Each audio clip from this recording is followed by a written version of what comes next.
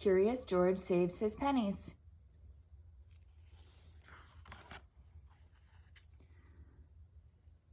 Curious George saves his pennies. Written by Monica Perez, illustrated by Mary O'Keefe Young.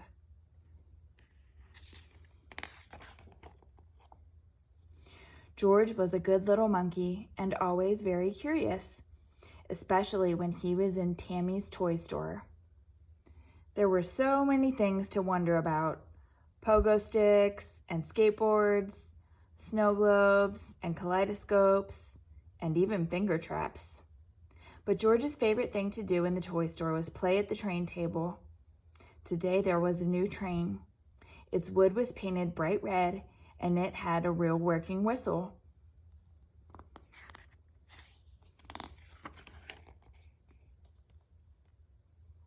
George held it up to show his friend, the man with the yellow hat. "Not today," his friend said. "We're looking for a birthday present for Noah, remember? He's turning 5. What do you think of this?" George helped his friend pick out a yellow and green hula hoop. While Tammy the shopkeeper wrapped the present for the birthday party, George wandered back to the train table.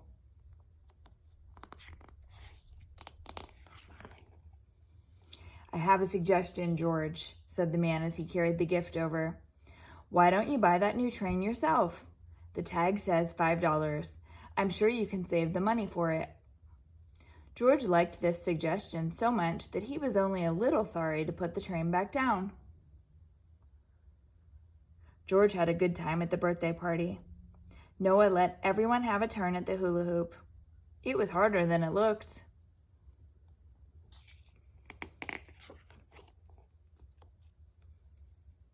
As soon as George got home that afternoon, he took his piggy bank down from his dresser. He opened the small plug at the bottom and shook. Out tumbled a nickel. George ran to show the coin to his friend. "You have 5 cents, the man said. "I'll give you your allowance early this week. Don't spend it on candy. You have to save it up." The man gave George 2 quarters. "Here is 50 cents, he said. "Now you have 55 cents. You have only $4.45 left to save." George wasn't quite sure how much money that was, but it sounded like a lot.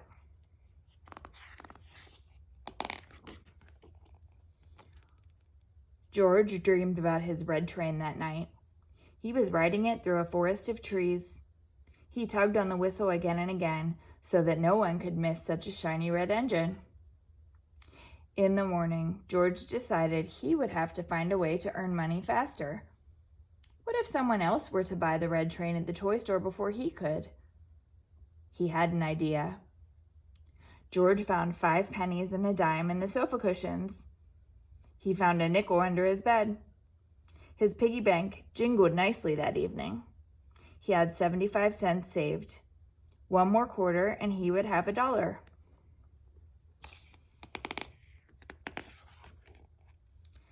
The next morning, George had another idea.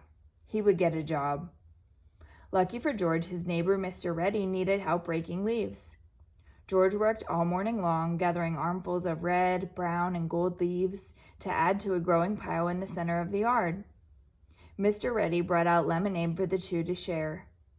While his neighbor rested on the sun porch swing, George climbed a tree. The pile of leaves looked tempting from above. George wondered what would happen if, before he finished wondering, he had swung out of the branches and right into the center of the pile. The leaves crunched and crumbled and swooshed and swirled. What an adventure!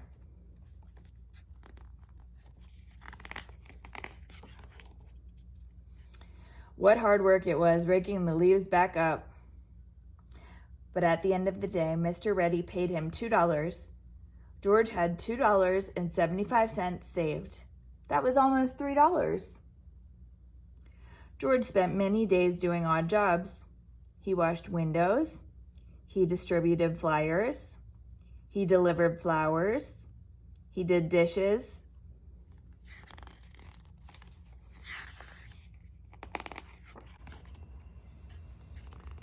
At the end of a week, George finally had $5.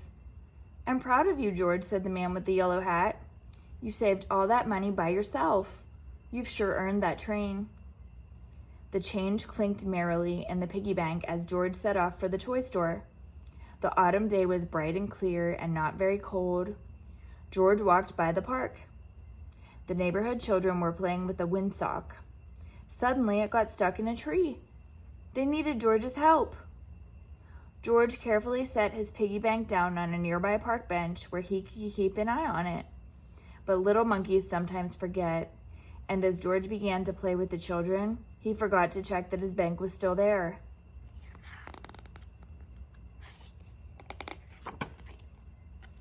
As the afternoon wore on, his friends went home to have dinner. George rushed to the park bench where he had left his piggy bank. The toy store might be closing soon, but his bank was gone. Maybe George had the wrong bench. There were many in the park after all. But he was disappointed each time he ran up to another empty bench.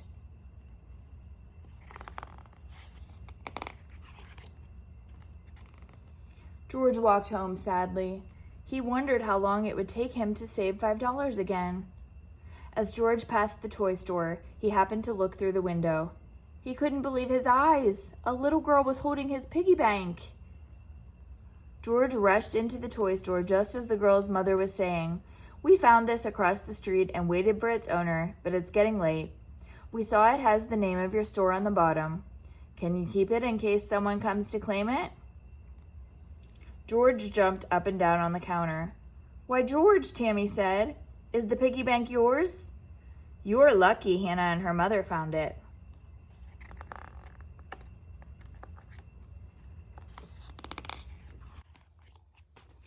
Hugging his piggy bank tightly, George rushed over to the train section.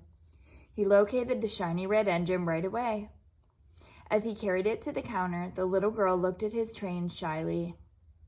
George realized he had not said thank you to her for keeping his savings safe. He looked at his train. He looked at his piggy bank. He looked at Hannah. Good deeds deserve to be rewarded, he decided. George set the train down. He upended his bank on the counter and began to sort dollars and coins. George and Hannah walked out of the toy store that day, each carrying a train. George's small engine was not red, but it was shiny and blue, and he had paid for it all by himself. Best of all, he had a new friend who loved to play with trains almost as much as he did.